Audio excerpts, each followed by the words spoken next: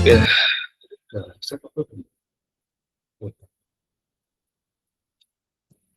selamat datang di pertemuan kita yang ke-11 rekan-rekan mahasiswa. Di sini kita akan terus-terusan ganggu ini. Ganggu.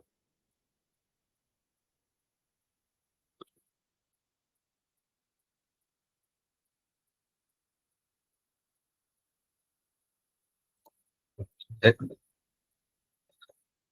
sulit. Kita mulai. Pertemuan kita hari ini adalah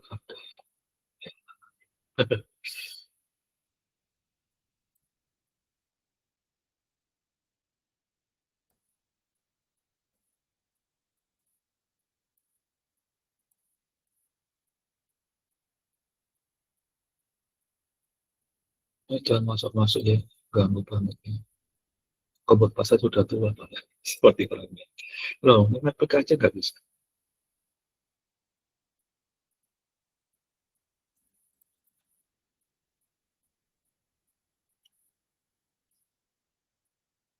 Ya.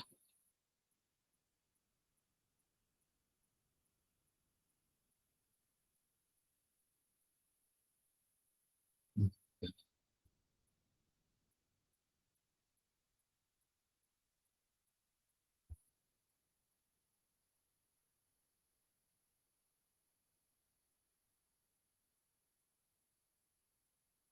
Ya, udah jangan masuk-masuk ya. Makan kalian. Ya, ya. Oke, kita mulai. Pembeda sistem informasi pada level organisasi gitu ya. Nah, di sini kita bisa melihat bahwa tingkatan pada organisasi, misalnya sistematika di struktur organisasi. Di situ kita bisa melihat bahwa level yang paling dasar itu adalah level operasional, kemudian manajerial, kemudian eksekutif. Biasanya dari level di mana pada saat kalau kita baru lulus ya, yang marah dulu ya, itu di operasional. Selama yang saya tahu adalah di level operasional. Sedangkan level manajerial itu kalian kalau sudah 5 tahun di tempat itu. Di level manajerial itu artinya apa? Artinya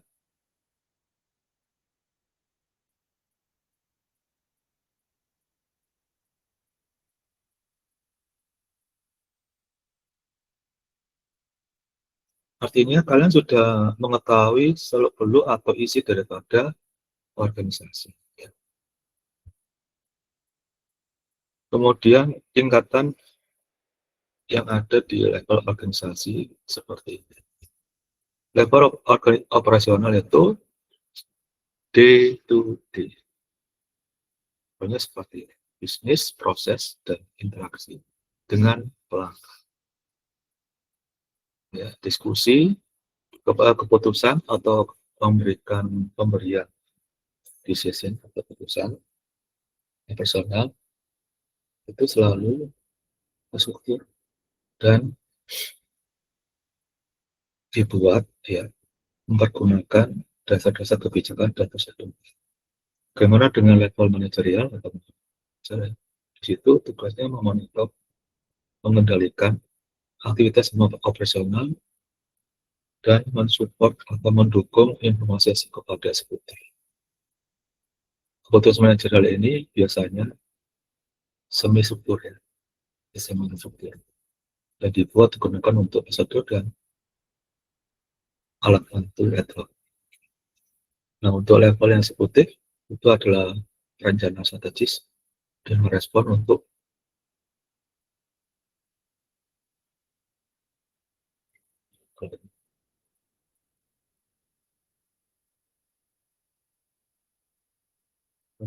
untuk keputusan eksekutif ini biasanya tidak terstruktur dan dibuat gunakan untuk hanya konsolidasi internal dan informasi eksternal. Jadi, bagaimana kita bisa sampai ke level tertinggi eksekutif, ya kita harus lakukan. Kita mau membuat usaha sendiri ini ya. Siapa, apa, bagaimana, kenapa ya sebuah level organisasi itu dimulai. Di sini siapanya melaporkan atau supervisi. Kemudian apa? Untuk apa sih itu dibuat? Untuk otomatisasi rutin dan aktivitas detektif termasuk kegiatan. Kenapa itu dibuat? Ya, kalau organisasi atau sebuah organisasi digunakan untuk efisiensi dalam peningkatan di sebuah organisasi. Tanpa di leveling atau tanpa distruktur, itu nantinya kesulitan untuk bisa berkoordinasi.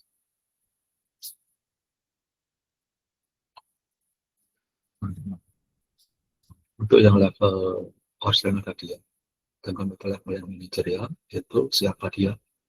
Dia itu manajer di level dan fungsinya sebagai manajer. Apa tugasnya di bawah manajer level itu dikarenakan untuk otomatisasi, pemantauan dan pengendalian aktivitas operasi. Jadi si manajer ini akan melihat kerjaan orang-orang di bagian operasional. Kenapa itu ada level ini? Karena digunakan untuk meningkatkan efektivitas sebuah organisasi. Jadi tanpa level ini maka kesulitan untuk sebuah eksekutif untuk memberikan perintah dia itu akan sulit untuk diterjemahkan kepada operasional. Untuk yang level eksekutif, di situ siapa yang ada di posisi itu, dia adalah manajer eksekutif level. Manajer level eksekutif, istilahnya adalah bisa CEO. Di atas CEO itu adalah pemilik, jadi antara CEO sama owner itu beda. Enak mana pada saat tergantung berapa persen saham yang kita punya. Jadi kadang pemilik itu punya saham lebih besar sedikit 5%, 4-5%. Ya, tidak salah saya lihat dalam. Nah, apa tugasnya untuk level eksekutif ini? Mengagregat kesimpulan daripada data-data organisasi yang bisa dan memprosesikan,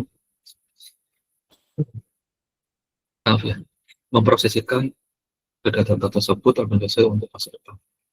Kenapa ini level ini dibentuk? Dikarenakan untuk meningkatkan strategi organisasi dan perencanaan. Nah, di sini sistem model yang untuk organisasi ya.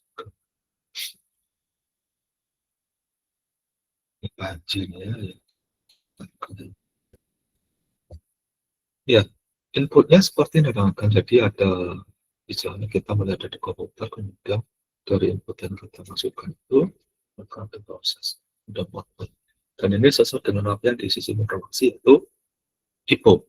IPO itu input, proses, output. Ingat-ingat ya kan?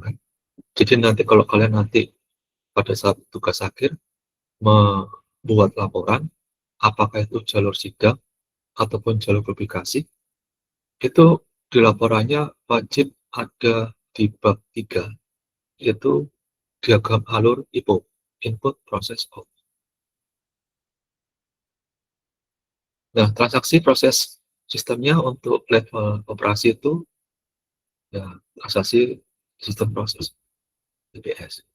Bagaimana kita bisa tahu tentang distribusi sistemnya, maka kita harus tahu tentang sistem proses transaksinya. Sistem proses transaksi ini adalah sebuah ya, tempat spesial, ya ruang spesial untuk sistem informasi mendesain proses bisnis, kegiatan proses di situ dan transaksi. Komponen sensitornya apa aja? Di situ kita bisa melihat bahwa sumbernya itu apa aja. Kemudian kita bisa melihat data metode yang dimasukkan, prosesnya seperti apa. Di dokumen ini biasanya berisi apa? Berisi kegiatan dan yang berada transaksi yang akan diproses dalam sistem. Nah, metode masukkan datanya bagaimana cara? Bisa manual, bisa semi otomatis, bisa non otomatis. Nah, kalau manual berarti ada seseorang yang kasih masuk ya udah. Kalau semi otomatis berarti menggunakan fase rekaman capture device untuk memasukkan sumber dokumen. Contohnya apa? Barcode itu semi otomatis. Dimasukkan dulu oleh itu, kemudian di sistem multiproses bisa otomatis. Bagaimana dengan fully automate? Maka dia bisa berubah tanpa ada intervensi itu Pak, seorang manusia. Manusia tidak berintervensi. Ini apa ya? Bersentuhan atau berikut dalam sebuah sistem. Satu komputer bicara atau kerja, komputer lain merespon. Contoh otomatis, berita otomatis dari sistem memori. Nah, kalau proses itu apa?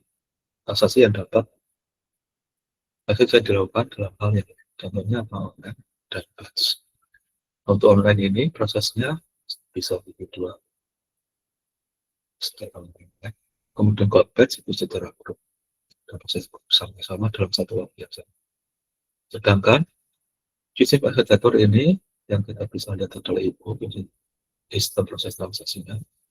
Bisa kita lihat untuk proses inputnya itu apa saja yang akan terjadi di sana ketika kita masukkan, koneksikan, hubungkan dengan sistem proses transaksi. Nah, untuk itu ada bisnis event kegiatan bisnis hasil bisnis. Berarti ada di situ ada dokumen sumber, misalnya manual data entry, semi otomasi, fully automated. Nah, prosesnya apa? Prosesnya adalah TPS-nya, sistem proses transaksinya, bisa perekaman, bisa penyimpulan, bisa sorting, updatean, dan matching. Nah, untuk outputnya gimana? Outputnya ada penghitungan dan menimbulkan laporan. Dan itu wajib kita buat input untuk informasi yang lain. Nah, bisa outputnya berupa feedback untuk operator sistem atau pada pelanggan. Jadi nanti di tugas akhir kalian itu seperti ini juga, bahwa di bagian input itu kalian sedang melakukan apa untuk riset. Di bagian proses riset kalian di tugas akhirnya bagian apa, dan di bagian output kalian tugas satunya bagian apa. Itu wajib dikasih tahu ya, jangan lupa. Baik itu yang metode penelitian, untuk SI ya, tidak ada TA1. Yang TA full atau yang disebutkan berikutnya itu juga memberikan IPO, tapi sudah diperbaiki. Jadi IPO antara IPO Medlit sama IPO TA berbeda. Ingat ya, jangan sampai lupa. Kalau nanti kamu disuruh untuk memperbaiki IPO-nya, berarti IPO itu yang di Medlit, IPO versi TA. Atau yang mana nih Pak? Kemudian sistem pembayaran peronnya. Bisa kita bisa lihat, bisa di atas ini contohnya, ini contoh ya. Ini direkam alurnya yang kita harus buat di laporan. Tapi contohnya seperti apa kalau dalam kehidupan sehari-hari? Jadi bayar harganya, contoh yang kita bisa untuk tanggapi. Ya. Inputnya apa? Inputnya untuk sistem pembayaran itu adalah time card, ya. Kemudian daftar pegawai, kemudian data gaji. Ya. Nah, ini kita input itu. Kemudian kita diproses, maka ada pembayaran. Nah, kemudian ada perhitungan gaji, perhitungan cost untuk keuntungan, cost untuk cost dari pajak, kemudian update ledger itu kayak hasil penggajian itu atau apapun itu bisa ada kayak konten itu, tapi dia berbayar elektronik dan ada update untuk database. Outputnya untuk sistem payroll gimana? Itu ada pembagian pajak dan versinya gitu, si pokoknya dan laporan manajemen. Nah, sistem informasi manajemen yang kita kenal dengan SIMA, MIS atau MIS, sistem tipenya adalah informasi sistem. Nah, manajemen informasi sistem itu ada di posisi manajerial.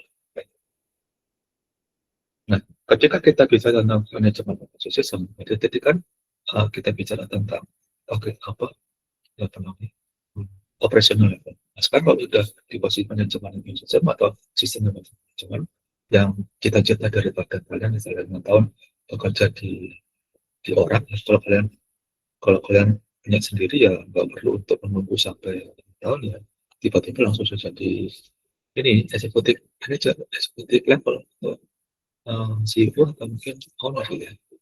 Nah, apa tuh manajemen sistem yang digunakan untuk manage pegawaian? Tujuannya apa? Untuk mendukung required perusahaan dalam sebuah manajerial, fungsi manajerial, dan itu juga untuk melakukan sebuah bisnis. Nah, aktivitas untuk pendukungnya seperti apa? Nah, aktivitas pendukungnya ini bisa kita lihat ada laporan penjadwalan dan juga pelaporan data. Nah, pelaporan ini apa fungsinya? Ada sistem untuk menghasilkan secara otomatis berdasarkan pada penjadwalan pra-determinasi. Seperti apa? Seperti indikator. Ada beberapa, yaitu indikator kuncinya ada asumsi dan trilateral. Nah, indikator kuncinya apa? Dia termasuk adalah memberikan kesimpulan level atas. Contoh untuk mengendalikan atau memantau performa. Contohnya seperti laporan penjualan bulan. Exception di sini apa? Di situasi yang paling yang ada di situ muncul atau yang paling penting di mana data itu di luar normal. Misalnya pada saat bulanan itu ya kita buka maka kita data abnormal maka kita tuliskan sebagai exception. Freedom itu menyediakan penyedia level rendah ya, dan itu biasanya peraturan banyak dan dicetak jika lo ditemukan keluar moderator atau resmi itu biasanya tak atau tak jadwal, di mana selalu di custom di dalam secara khusus ada ya sendiri custom tujuannya apa? Untuk menjawab pertanyaan-pertanyaan yang ya, khusus ya. Contohnya penjualan, data penjualan orang dilakukan untuk mengidentifikasi isu-isu yang ada saat ini. Kemudian untuk masih ada di level manajerial, maka di situ secara arsitekturnya tadi organisasi ya, personal kan kita manajerial, ibunya gimana?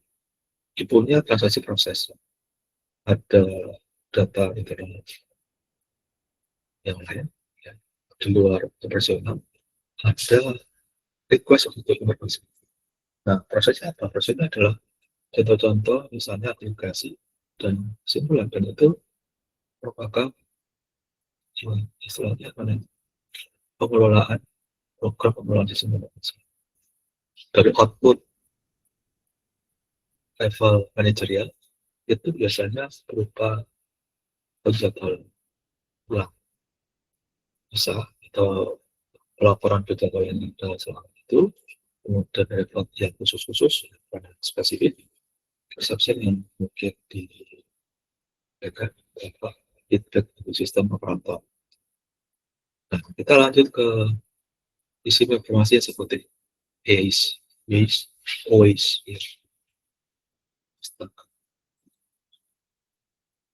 pesta. Nah, di sistem eksekutif sistem informasi juga kita namakan sebagai SS. Jadi ada kalanya kita mendengar SS juga kita bisa mengenal kata-kata eksekutif informasi sistem. S-nya apa? Support. Kenapa kok dinamakan SS atau executive support system? Dikarenakan khusus untuk bertujuan dalam sistem informasi mendukung putusan eksekutif. Jadi putusan eksekutif ini tidak selalu dia sebagai CEO secara pribadi, tetapi CEO itu macam-macam. Ada CEO bagian ini, CEO bagian ini, CEO bagian ini. Nah, dari CEO ini ada CEO ketua, jadi general CEO. Dari general CEO itu di atasnya adalah om. Jadi yang dimaksud mendukung keputusan CEO itu artinya apa? Karena di situ ada CEO dan ada ketua CEO atau CEO general, maka perlu diberikan keputusan secara eksekutif CEO gitu ya. Kemudian sistem detailnya gini. Nah, dalam sistem ini mempergunakan GUI ya, Graphical User Interface, untuk mendisplay konsolidasi informasi dan dapat diterima atau dipelajari, kan deliverable, bisa diinformasikan bersama, baik itu soft data maupun hard data. Dan soft data ini biasanya berupa teks, ya, sur kabar, ya bisa, ataupun data non analitis. Kalau hard data bisa fakta, ya, angka-angka, atau perhitungan-perhitungan, atau ya perhitungan. Kemudian untuk aktivitas pendukungnya atau mendukung keputusan eksekutif meskipun dia sama-sama CEO, di sini kita mendukung bagaimana berbagai macam daripada hal yang di situ itu dalam diinfokan kepada sistem. Nah, apa saja diskain ini? Diskain ini include apa? Pertama, keputusan final dari eksekutif, kemudian perencanaan strategis jangka panjang. Yang ketiga adalah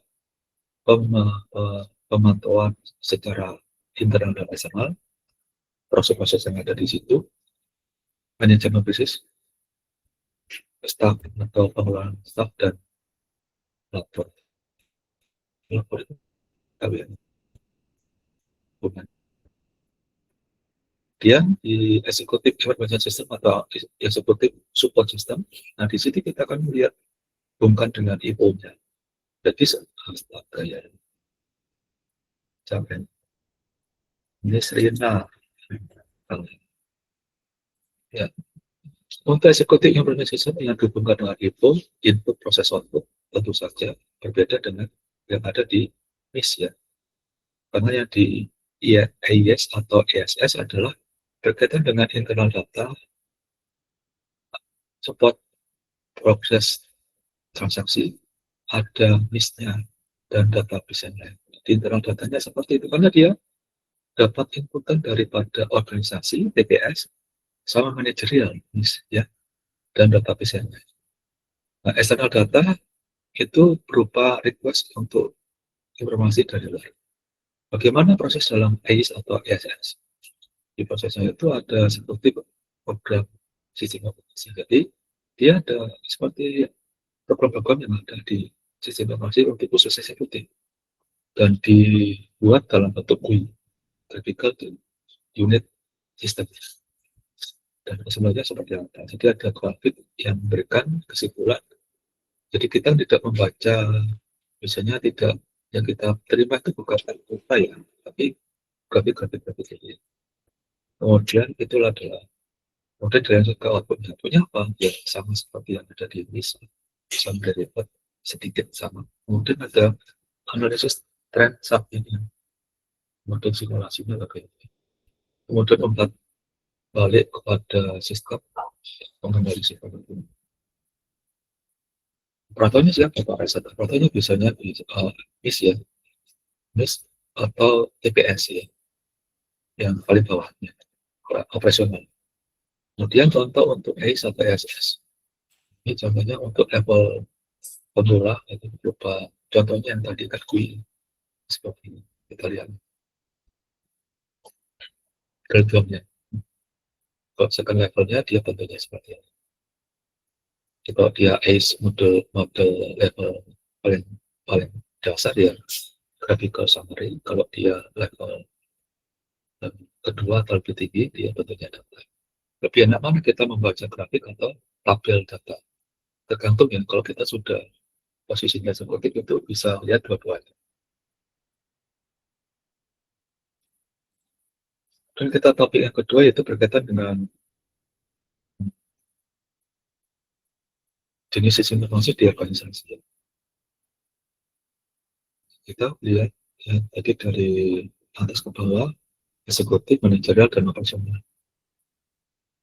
Lihat dari sistem ekosistemnya, ekosistem, office, otomasi, kolaborasi teknik, fungsional area, sistem informasi, dan GIS ya, global informasi. Nah, sekarang kita masuk ke sistem mitigasinya adalah seperti apa untuk decision support system. DSS atau SPK ya, sistem penunjang keputusan. Jadi kita untuk SPK atau DSS itu fungsinya apa itu? Jadi di sini ada sebuah apa sistem informasi tujuan informasi yang khusus ya, ya didesain untuk mendukung pegawai di level manajerial dalam organisasi untuk mengambil keputusan. Di bidang SPK ini ada tuh DSE. Nantinya kalian bisa belajar dengan dosen yang memang spesialis di situ. Saya tidak di sana. Detail sistemnya bagaimana? Desain sistem ini untuk sistem bagaimana adalah berupa software komputasi. Jadi dia ada software dan dianalisis dan ya nanti kamu akan tahu. Untuk membuat model untuk bisa dianalisis. Biasanya berupa MS Excel. Tujuannya untuk memecahkan masalah semester kurang. Contohnya penjualan dan forecast ya, peramalan sebenarnya. Jadi di sini forecast atau peramalan itu bisa digunakan untuk membantu target-target yang mungkin akan dibutuhkan di masa depan. Nah, untuk aktivitas pendukungnya apa? Apa jika? Nah, kemudian dianalisis. Nah, perubahan satu atau lebih dari variabel dalam sebuah model untuk mengobservasi efek dari hasil. Contohnya apa? Ya, contohnya was the payment if the interest rate increase. Jadi gajinya berapa kalau ada kenaikan ya, rata-rata 1%. Nah, itu berapa gajinya gitu ya? Dan itu yang dicari ya. Ya kadang-kala itu yang dicari. Ya memang itu ya kita kerja ya. Kadang ya kota mana. Ciri-ciri ada pada SPK, sistem pengendalikan pendukung keputusan seperti apa. Dari inputnya dia data dan model. Jadi model. Jadi sudah kalian dikenakan dengan model. Kemudian data entry, ya, data manipulasi. Ya, dimanipulasi artinya nggak tahu, mungkin saya kurang tahu ya sebenarnya kayak apa sini ya, karena memang tidak pernah kerja di situ ya. Karena pure saya ada di data IT, data kelola TI atau data IT government. Nah, prosesnya gimana? Ya, interaktif proses data dan model simulasi atau karena di sini ada kata-kata manipulasi data ini mungkin untuk mencari keuntungan sih. Kalau datanya sekian, keuntungannya berapa? Mungkin itu yang saya. Optimasi apa yang diinginkan ya tentu saja untuk mengoptimalisasi hasil nantinya di output. Gitu. Sama peramalan, berarti prosesnya peramalan. SPK itu ada peramalan. Padahal nanti juga ada peramalan sendiri di ini, mata kuliah lain. Outputnya apa? Grafik dan laporan tekstual di kata-kata ya. Umpan baliknya kepada data sistem melalui interface pengguna. Ya, jadi kita bisa lihat penggunanya melalui grafiknya itu ya. Jadi pengguna bisa lihat pengguna secara tipe-tipe penggunanya seperti apa. Ya, levelnya di level manager, level menengah. Meskipun di desain sebuah sistem atau SPK dipergunakan di segala atau di digunakan atau diimplementasikan di setiap level pada organisasi. Tapi khususnya ini sini adalah khusus di manajerial level menengah. Karena untuk khusus saya itu meskipun ada di segala ini. Nah, untuk keputusan secara umum ya yang keluar untuk SPK seperti apa. Nanti kalian bisa lihat sendiri keamanan di sesat modelnya. Kalau akuntansi, kalau level corporate, kalau finansial, keuangan, pemasaran, personel, kepegawaian biasa, bagian produksi, bagian pengelolaan manajemen sayanya, kemudian bagian statistik itu nanti keamanan perintah-perintah atau kata-kata yang muncul di model jasa saya beda-beda. Contohnya kalau di accounting yang bagian akuntansi itu kata cost analysis, ada segment analysis. Jadi kata-kata ini khusus akan muncul ya. Jadi di SPK-nya di masing-masing bagian. Jadi SPK-nya di akuntansi dan SPK-nya level perusahaan, corporate, keuangan, marketing itu beda-beda. Istilah ini ya. Common itu kata-kata yang muncul. Kemudian SPK, kita bisa lihat di sini berkaitan dengan data, model, data entry, data manipulasi untuk input. Sedangkan prosesnya di situ akan dikelola interaktif proses data dan model. Misalnya apa? Simulasi. Misalnya apa? Optimasi. Dan misalnya apa? Forecasting. Jadi nanti kalau kalian nanti TA-nya mengambil SPK atau TSS ya kayak ini. Seperti ini. Secara mendalam saya tidak paham karena ketika kita sudah karena saya bukan secara S1 ya, jadi saya langsung S2-nya masuk SI tapi tidak mempelajari ini secara dalam dasar ya. Tapi yang saya tahu, SI yang saya tahu adalah berkaitan dengan coding, ya coding, kemudian tata kelola, itu saya tahu ya. Jadi kalau SPK, DSS itu yang penting intinya bagaimana kita bisa mendukung level menengah dan level eksekutif untuk keputusan seefektif mungkin buat organisasi. Itu dua. Lebihnya tanya kepada yang ada di bagian itu. Outputnya apa? Outputnya GUI, jadi graphical. Laporan graphical, tekstual, dan berbalik pada laporan. Nah, sistem expert itu.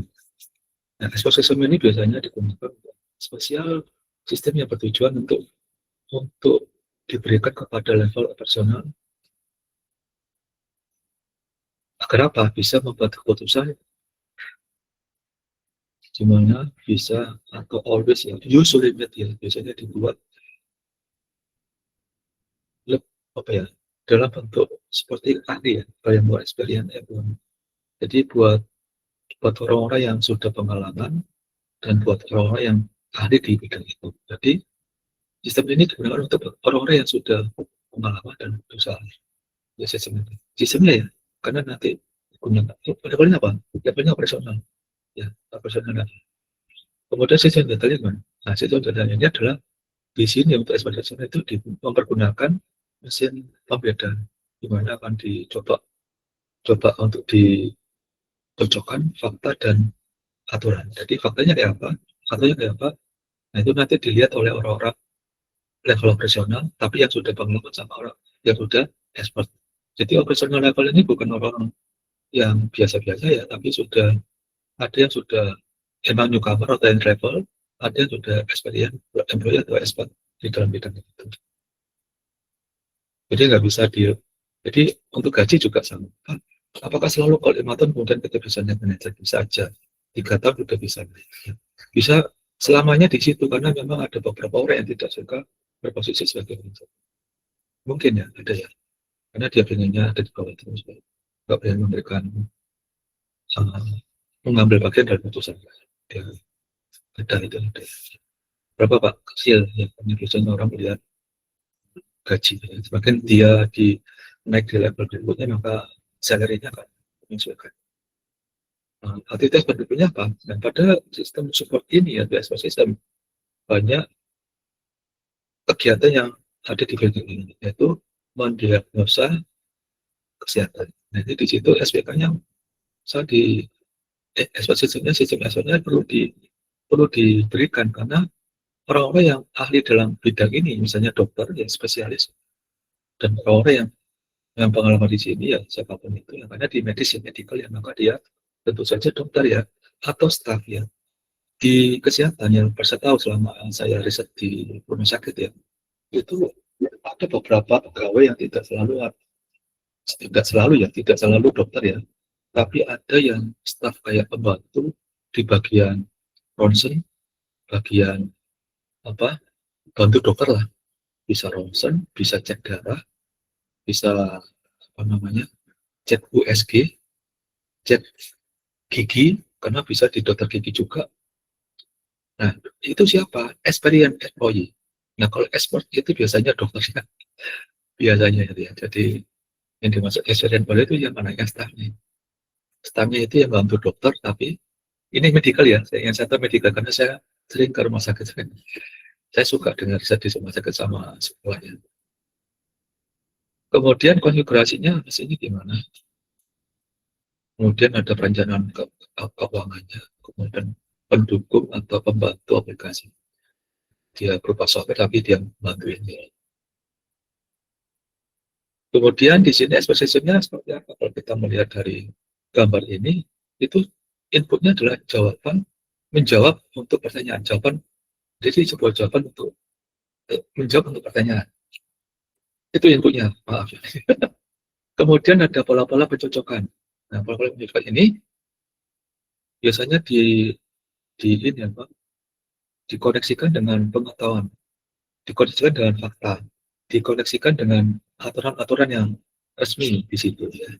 Jadi dicocok-cocokin. Itu namanya exposition.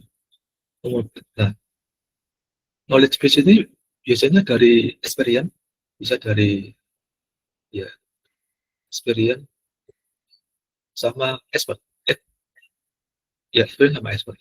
Fact dan rules ya. Outputnya apa? Ya ada rekomendasi tentu saja ya. Dan saran-saran. Kemudian sistem security-nya apa? Nah, untuk sistem otomasi kantor itu bisa kita nyatakan sebagai contoh untuk exposition. Nah, untuk sistem otomasi kantor ini kumpulan-kumpulan daripada software hardware yang menghasilkan atau meningkatkan dapat meningkatkan apa produktivitas ketika office itu ya sistem itu bisa diimplementasikan. Nah, aktivitas pendukungnya apa? Nah, support aktivitas apa yang disupport? Nah, di antara lain sumber daya penjadwalan. Contohnya apa? Ada kalender elektronik dengan sumber daya manajemen. Misalnya peralatan, fasilitas, dan lain-lain. Untuk dokumentasi persiapan. Misalnya apa? Software, akses Word, dan desktop aplikasi. Hardware-nya apa? Printer. Untuk dokumen persiapan dokumen. Untuk komunikasinya gimana? Contohnya email, voice-nya, video conference, dan web. Ya, bagaimana dengan sistem otomasi Office itu yang kita coba dalam sebuah IPO atau sistem arsitektur, maka inputnya adalah data sama penjadwalan. Ya. Sedangkan prosesnya apa inputnya? Bukan input, isinya apa? Contohnya ini storing atau penyimpanan, margin, kalkulasi, sama transporting. Ya, itu isinya prosesnya. Jadi bisa mentransport, bisa mengkalkulit, bisa mematch, bisa men-store, itu isinya si proses. Nah, kemudian outputnya gimana? Outputnya pelaporan sama penjadwalan. Nah, untuk kolaborasi teknologinya seperti apa? Ada video conference, software dan hardware biasanya memberikan izin atau memberikan waktu atau tempat untuk bisa memenuhi itu meet itu memenuhi secara elektronik, baik itu gambar maupun suara itu gitu kan. Intinya gambar sama suara itu direkam, hasilnya kayak gitu. Itu software hardware. Nah, pendukung arsiteknya apa? Dia akan mendukung secara video conference, secara teknologi dengan kualitas tinggi, tipe expensive system, gunakan dedikasi mikrofon, kamera, dan hardware dapat mendukung rapat-rapat ya, atau dapat memenuhi gitu ya, di antara beberapa orang dan relasi simultan. Kemudian desktop konferensi yaitu ada langsung ada relatively expensive sistem menggunakan PC, bisa pakai kamera kecil, mikrofon, telepon, Discord, komunikasi, atau bisa juga memberikan apa ya, dua atau individu mengizinkan dua individu itu bisa saling berkomunikasi antar desa pada kita mana kamu. Ya, bisa pakai kabel ya, pakai baik, pakai ini YouTube atau apa bisa. Komputer ya. Iya. Kemudian di sini ada apa lagi teknologinya Gruber ini. Nah, Grubernya ini maksudnya adalah software di mana mempermudah, mempercepat energi, mempercepat orang untuk bekerja bersama-sama secara efektif. Ya. Nah, support aktivitasnya apa? Yang disupport aktivitasnya. Nah, sistem ini yaitu Gruber kalau berarti teknologi biasanya secara asinkron. Sistem ini bisa tidak memberikan persyaratan khusus pada pengguna masuk ke sistem bekerja, tapi ya, kerja dalam sebuah waktu yang sama. Jadi nggak perlu ada persyaratan khusus ya. Di sini ada email yang disebut waktu masing-masing. Kalau sinkronis kemana sistem ini perlu ada syarat khusus ya untuk masuk ya. Misalnya kayak Meet ini, Whiteboard, ya, Electronic Meeting Support System, video komunikasi sistem ini. Antara asinkron sama sinkron itu ada syaratnya. Kalau asinkron, kalau sistem that do not require user to be on system, jadi nggak perlu orang itu ada di sistem. Kalau sinkron wajib orangnya ada di sistem. Kita sinkron. Ya, kita perkuliahan kita hari ini namanya apa? Namanya sinkronus ya. Kalau asinkronus itu 9B. Kalau asinkronus 9B sama 9C. Kalau kalian sinkronus itu dia online. Nah, kemudian grup-nya gimana? Nah, ini kita bisa lihat atau grup ini di sini kita akan kolaborasi teknologinya. Kita mulai pakai diagram ya. Diagram kuadran 1, 2, 3, 4. Mana yang satu? Yang satu ini ya. Jadi memenuhi distribusi sinkronus. Jadi kalau waktunya sama, cara bacanya gini kan, perhatikan. Jika lo beda tempat, waktunya sama, dia tuh namanya sinkronus. Nah, kalau waktunya sama, waktunya tempatnya sama, waktunya sama, itu namanya live meeting. Jadi live meeting itu kayak rapat langsung nih, di electronic meeting facility. Jadi dia rapat yang direkam gitu. Dan kemudian kalau dia different time, tapi sama tempat, electronic meeting, tapi pakai office ya. Kali ini meeting facility ya. Jadi gimana Pak maksudnya? Dia waktunya sama, tempatnya sama, tapi beda waktu. Dia pakai electronic meeting fasilitas ini, tapi kayak kita gini, ya kita melakukan ini secara langsung, tapi dari BIP sama PIN waktu Indonesia Timur kan beda waktu ya. Seperti itu ya, tapi simplis ya. Waktunya sama ya, tempatnya sama. Ini saya juga bingung ini. Waktu tempatnya sama, tapi bedanya waktu. Tempatnya sama, beda waktu. Saya nggak tahu, nanti kamu cari lagi. Saya nggak bingung. Kalau virtual tim ini kamu tanya di Tes sama di Banten.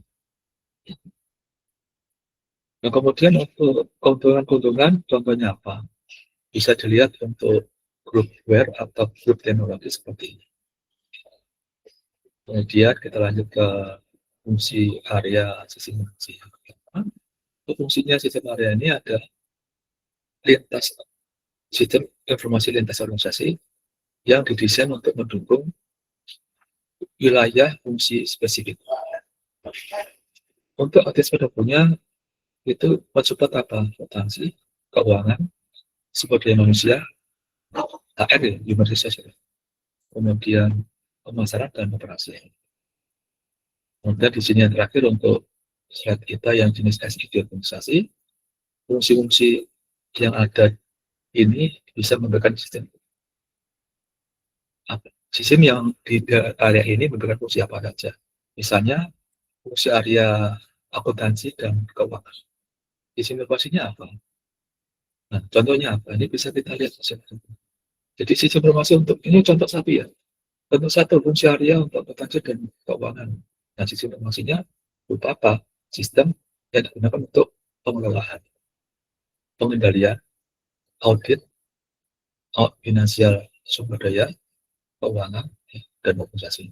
Nah, contohnya apa tipe-tipe sistemnya? Contohnya inventory. Ya. Di inventory itu inventaris, pengelolaan inventaris. Kemudian payable penggajian dan akun penggajian. Kemudian akun expense, kemudian pengelolaan cash, kemudian proses penggajian. Ya, contohnya itu aja. Yang lainnya kamu bisa melihat. Di sini ada sumber daya manusia, pemasaran, ada produksi dan transaksi. Yang ketiga adalah security dan jadi etika teknologi informasi seperti apa? Etika itu apa sih? Etika itu bisa diartikan sebagai tata nilai yang ada di kita masing-masing dari lihat sisi apa nih? Kebenaran, ya, kebenaran yang kita pakai. Ya. Etika profesi adalah sikap hidup berupa keadilan untuk memberikan pelayanan maksimal kepada masyarakat yang dengan penuh tertib dan ahli sebagai pelayanan dalam rangka melaksanakan tugas berupa kewajiban terhadap masyarakat. Dalam TI perlu apa? Perlu perilaku yang baik ya. Harusnya gitu. Tidak yang curang ya. Dalam kegiatan misalkan sesuatu mengenai sikap yang baik dan sebagainya. Ya, bagaimana kita bisa berlaku etika profesi sesuai dengan ini apa ya perilaku kita ya kita teorinya baru baik ya tapi kalau kita punya behavior yang sudah diciptakan dari sana berbuat tidak baik ya etika profesinya ya hasilnya negatif. Tapi kalau sudah diciptakan oleh Allah Subhanahu wa Ta'ala atau Tuhan itu baik, maka etika profesi yang kamu akan lakukan itu pasti baik. Apakah bisa berubah tergantung kalau kalian masih ingin berbuat yang tidak baik, maka ya etika profesinya juga akan terus-menerus akan negatif. Jadi kalau kalian yang berbuat baik, maka akan berubah dari yang negatif menjadi yang positif. Ya kita dapat menguasai sesuai dengan aturan yang berlaku. Kadang ada yang tidak baik. Dan perlunya sikap profesional untuk memberi tindakan pembicaraan. Ya, pembicaraan ini bisa mengakui hasil karya orang lain. Dan, ya, pencurian data melalui software akses atau apa termasuk ada. Nah, di sini ada undang-undang ITE. Undang-undang ITE itu yang berkaitan dengan teknologi dan informasi elektronik. Tahun berapa? 2008, tahun nomor 11. Amandemen di Undang-Undang nomor 19 tahun 2000. Jadi di amandemenkan. Ingat-ingat ya, Undang-Undang ITE. Cybercrime, kejahatan komputer. Macam-macam ya kan, sudah tahu ya, sebuah hoax ya, informasi yang tidak valid. Penyalinan yang tidak sadar bahkan rumah. Ya. Kemudian ada penggunaan akses aplikasi sumber data atau sumber daya jaringan yang tidak bisa menggunakan konspirasi untuk komputer atau jaringan sumber daya secara ilegal. Nah, mengakses WiFi itu yang tidak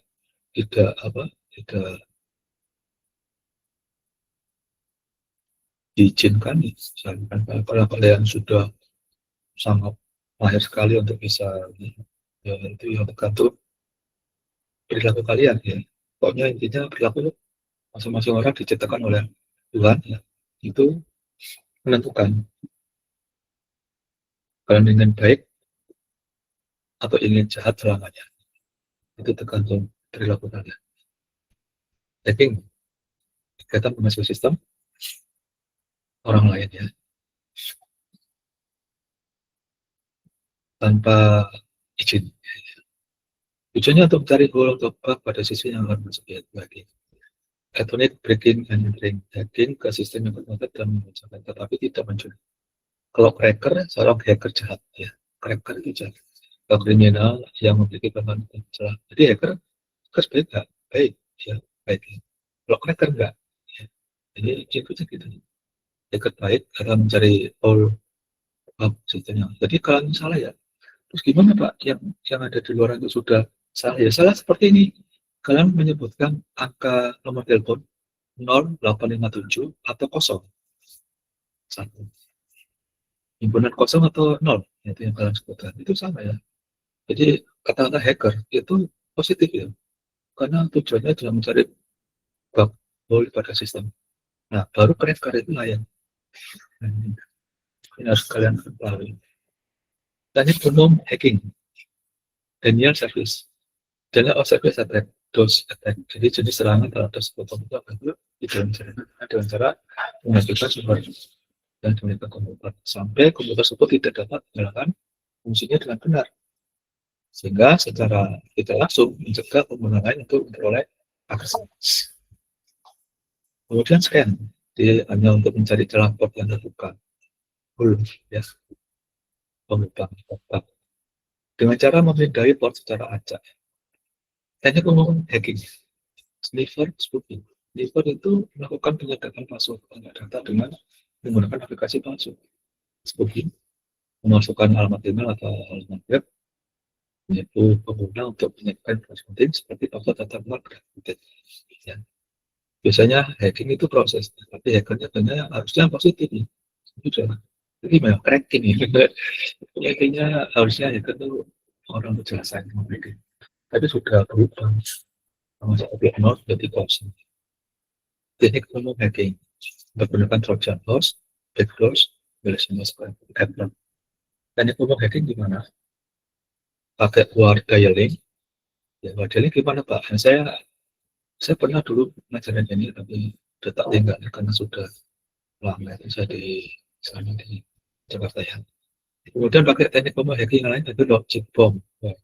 Kalau word dialing itu program yang sudah otomatis dial ya, ribuan nomor telepon untuk mencari jalan masuk melalui koneksi modem dulu ya. Tapi sekarang juga, tapi yang versi yang itu masih dipakai Kak, masih. Karena ini dia terkadang yang membuat ini masih pakai versi koneksi modem yang bisa kita kabel melalui dial ribuan nomor telepon. Kalau logic bomb gimana? Instruksi dalam sebuah komputer yang menuju tinggal jalan. Di instruksi diklik ya, misalkan diklik itu sekali klik itu langsung menyebar itu virus ini jadi logic bomb. Teknik umumnya gimana? Pakai password crackers ya. Social engineering mendapatkan akses ke sistem komputer dengan berbicara karyawan perusahaan yang tidak menaruh curiga. Jadi ngomong aja yang masuk model kita masukkan. Jadi kita dari pembicaraan bisa kita dapatkan data ya, data password dumpster diving. Jadi gimana? Ambil apa sama perusahaan untuk mencari informasi untuk bisa bantu tujuan. Nah, pencurian atau cyber theft. Banyak kejahatan yang melibatkan komputer untuk tujuan penipuan. Mayoritasnya adalah dalam pekerjaan melibatkan jaringan yang tidak sadar, silih berganti, database komputer. Kemudian sebagian besar perusahaan tidak mengungkapkan bahwa mereka menjadi sasaran. Pelanggaran internet, ketika dalam teknologi informasi ini harus kita ketahui apa saja pelanggaran internet, pelanggaran email, pelanggaran digital, plagiat. Tapi plagiatnya berapa persen itu ada, juga selalu ya. Jadi plagiat ini kalau kita lebih dari 20% maka kita masuk ya. Kalau dia ekspert iya, ya waktu lalu itu 20%. Tapi info yang saya dapat adalah Scopus itu 30%. Itu boleh. Kalau jurnal kurang dari 20, begitu nasional maupun internasional. Kemudian posting newsgroup yang tidak sesuai. Jadi kalau hoax dan isinya hoax. Penyebaran informasi salah, main hoax ya. Pornografi ya. Internet ya. Itu ada tuh ya. Download, upload ilegal gimana? Download ilegal sama upload ilegal ya kan tahu diri kan. Penggunaan ISP eksternal software privasi privasi ya, software privasi bacakan pembajakan perangkat lunak dulu ya, ketika masih perubahan dari tahunnya pada dulu kamu masih kalau tahun 90 aku belum lahir ya, masih ditanyakannya itu tahun 90 kan. Jadi perubahan itu bacakan banyak banget ya. Kemudian para musisi, para video-video yang film-film itu akhirnya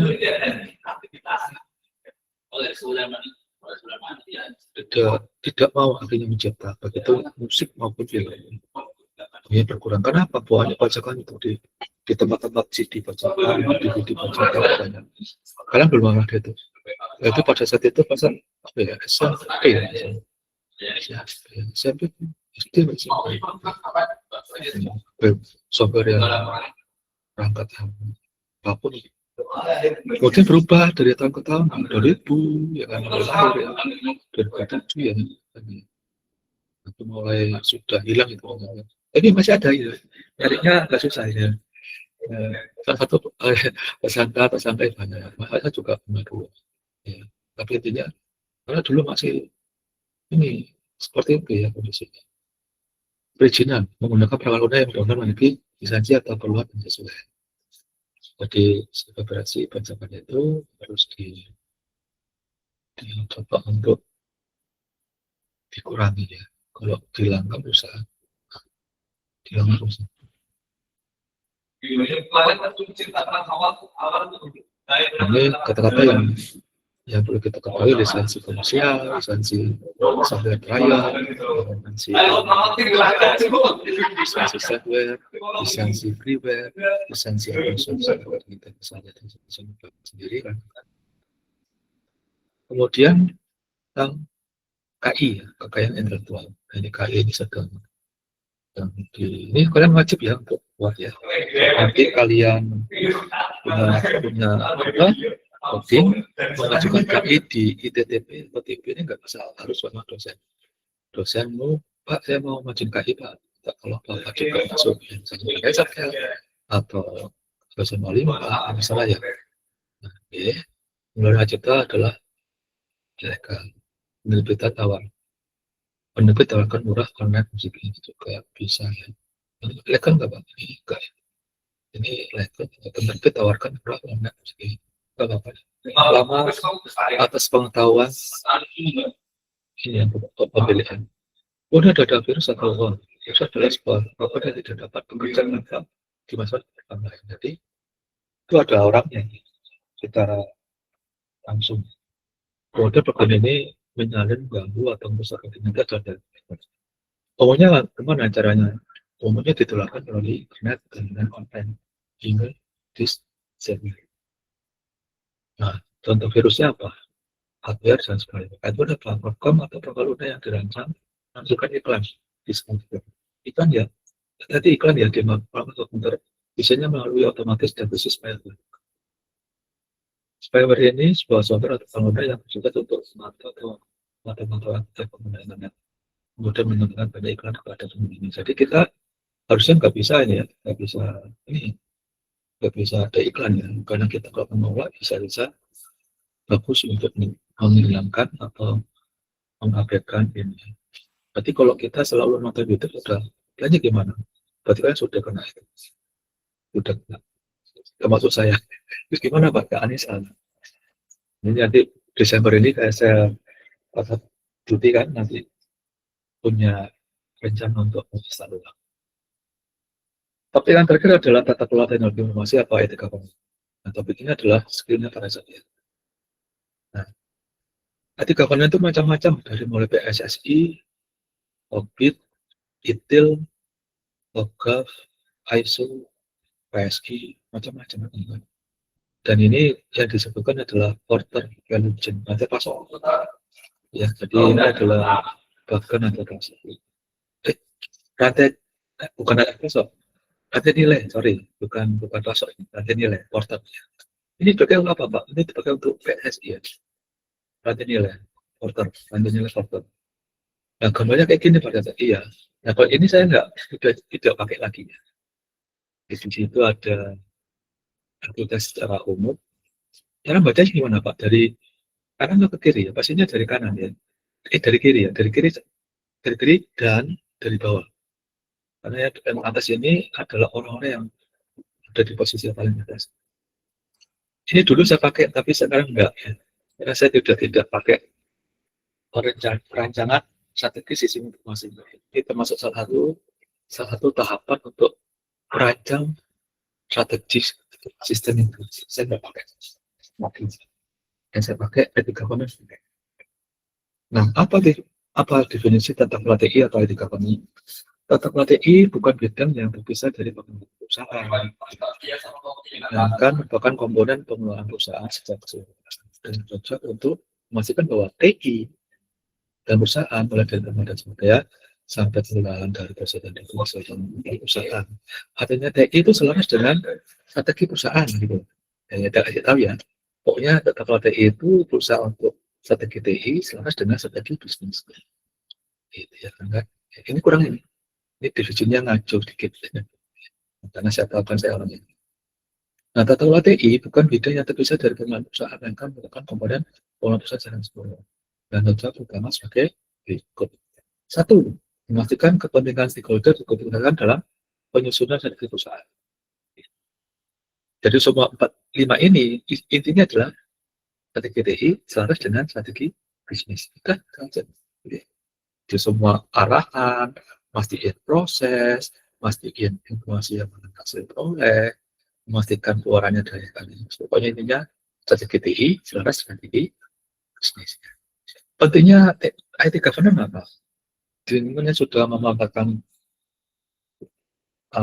teknologi informasi atau TIK, itu dengan tata kelola TI. Jadi hal yang penting yang harus diperhatikan karena dikarenakan apa? Ekspektasi dan realitas yang kali tidak sesuai.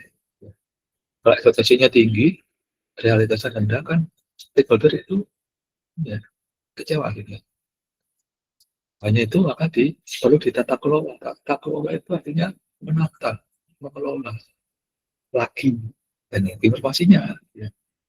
Nah, tata kelola TI itu biasanya strategi TI-nya orang yang memegang itu harus seiring paham dengan orang yang mengelola strategi bisnis.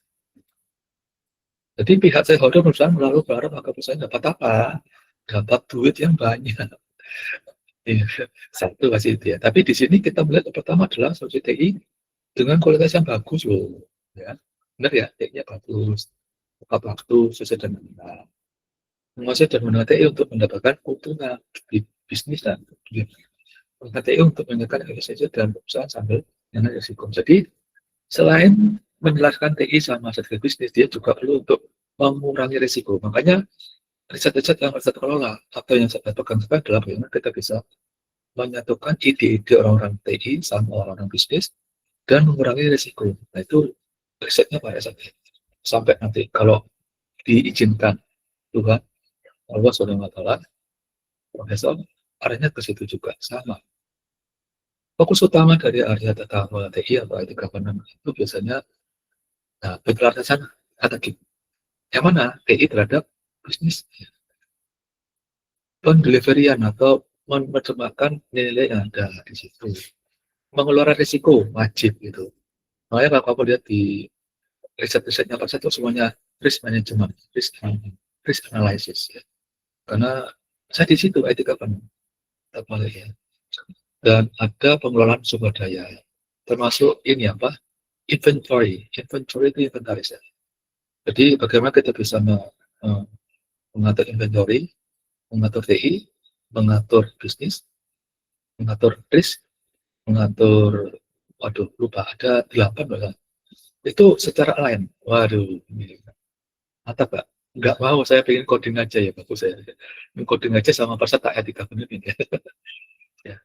Kemudian ada pengukuran performa, penting ya, fokus utama ya. Karena di dalam IT governance akan diukur performa apa? Namanya ini capability. Namanya capability per unit atau maturity per area. Nah, oke.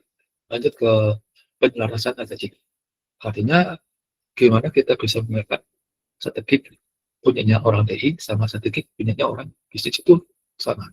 Dan di sini jelaskan bahwa metode pemerintahan itu dengan cara menetapkan, melihara, semua personal TI dengan operasional organisasi. Dan termasuk dengan operasional organisasi itu bisnis. Nilainya yang dilabelkan atau diwujudkan atau fokus dengan pelaksanaan proses TI agar proses tersebut sesuai dengan siklus dari mulai rencana, mastiin TI memberi manfaat, mengoptimalkan biaya sehingga TI dapat menghasilkan mencapai hasil yang diinginkan. Ya, kan? Ya, gitu ya. Ya, tapi tidak jelas ini biasanya intinya pokoknya align antara IT strategik dengan bisnis strategik. Kemudian pengelolaan sumber daya. Fokus pada apa? Resource management, fokus pada kegiatan yang dapat mengoptimalkan sumber daya TI. Ya, aplikasi, informasi, infrastruktur, dan sumber daya manusia. Nah, di sini pengelolaan risiko. Untuk apa? Untuk misalkan pengelolaan terhadap risiko agar bisa organisasi memahami kalau di dalam itu ada risiko dalam TI, ya. Dan TI berisiko itu nantinya akan berakibat efek negatif, efek positif terhadap organisasi. Jadi risk ini belum tentu identik dengan negatif ya, karena risk ini kadang kita dapat yang positif. Risikonya positif loh, naik. Risikonya negatif loh, stagnan. Stagnan itu negatif ya, karena nggak ada perusahaan yang tipe stagnan. Negatif kecil ya, sehingga harus perlu dipantau dan diimprove ya. Ya, pengukuran performa yaitu capability dan maturity. Maturity itu kematangan. Matang sampai di mana TI itu diimplementasikan dan dipahami oleh user. Mengikuti dan mengawasi jalannya pelaksanaan pelaksanaan proyek, pengembangan sumber daya, kinerja proses, pengembangan sampai dengan pencapaian hasil TI. Itu performa measurement. Ujung-ujungnya capability level, ujung-ujungnya maturity level. Kalau IT governance ya, untuk COVID ya. Kalau si ITIL itu enggak. ITIL itu hanya nunjukin performa layanannya seberapa besar dari sisi leveling ini apa? Ada itu pengukurannya. Lupa saya. Modul tata kelola ada ITIL ya. ITIL itu apa? ITIL itu IT Infrastructure Leveling. ITIL dikembangkan oleh Office of Government Commerce. Ya. Office Government Commerce OGC.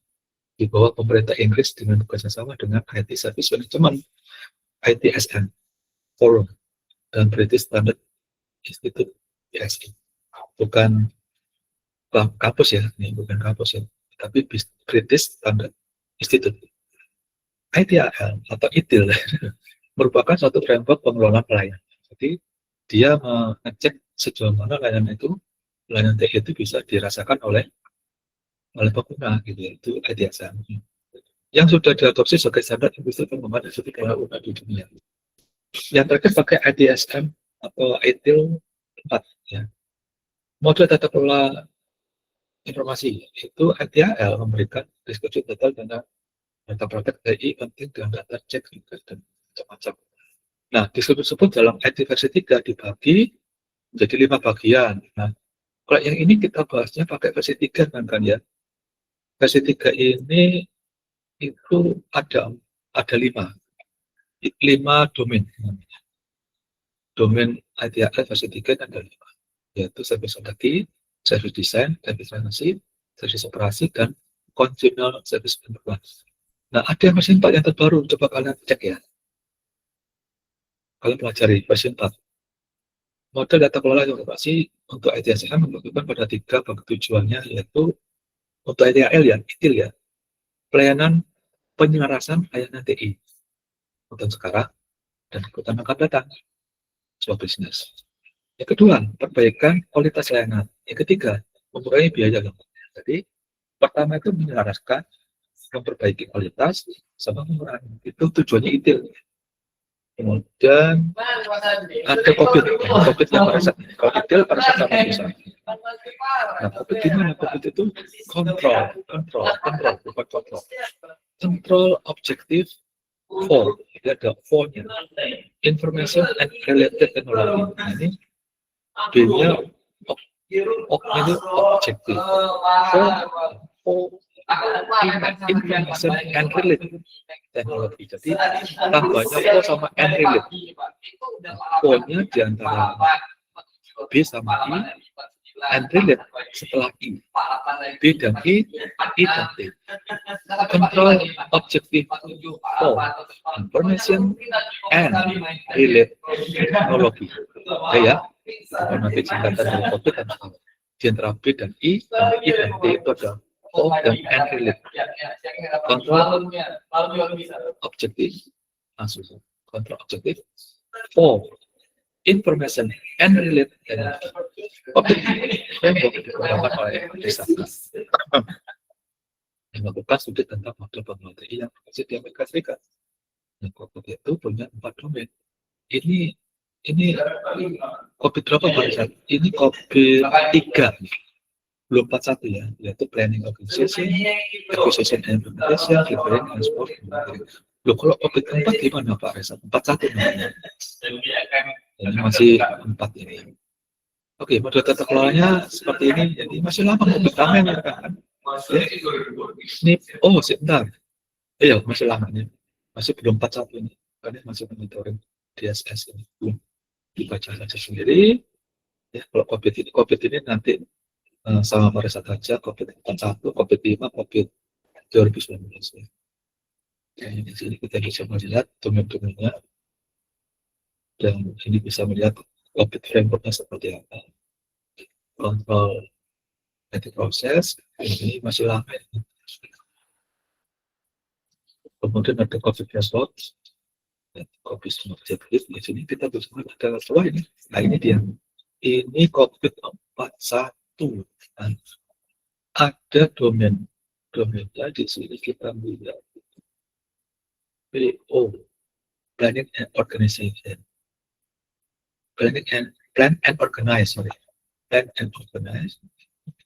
Kemudian di sini ada acquire and implement AI, ada deliver and support, ada ini COVID 41 ini bisa kan lihat perhatikan baik-baik. Nah, yang di dalam itu apa Pak? Ini dalam ini kok yang di luar ini plan, PO, EI, DS sama MEA. Ya, ini adalah domain. Nah, yang sedang di dalamnya adalah subdomain. Berarti kalau domain untuk COVID 41 PO ya ada 11. Kalau dia AI agar implement ada 6 domain. 6 subdomain. Kalau DSS DS deliver and support itu ada 13 subdomain.